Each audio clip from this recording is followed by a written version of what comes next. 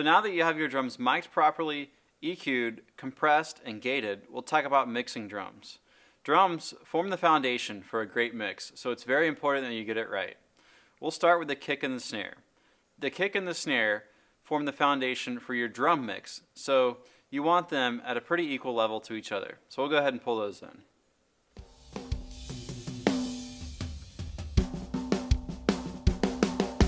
So as you hear, the kick and the snare are at an equal level. This forms a good foundation for the rhythmic element of your mix. Now we can move on to cymbals. I'll pull in the hi-hat and the overheads next.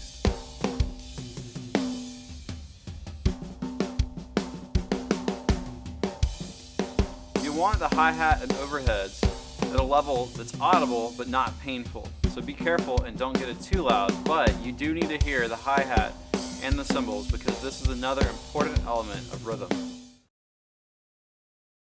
Now that we have the hi-hat and cymbals sitting well, we'll turn up the toms. Now, you may be proud of just how great your toms sound, but don't turn them up so loud that they're louder than the kick and the snare. Remember to keep them in proportion to the rest of the drum kit.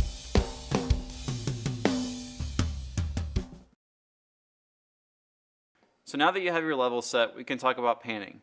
There are two approaches to panning. You can either pan from the drummer's perspective or from the house perspective.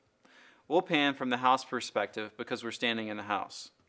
So, the kick and the snare, you usually don't pan them because they're the most important element in the mix and you don't want to lose them by panning them. The hi-hat would be to your right if you're in the crowd, so we'll pan that slightly to the right. Tom 1 would also be slightly to your right, and Tom 2 would be slightly to your left.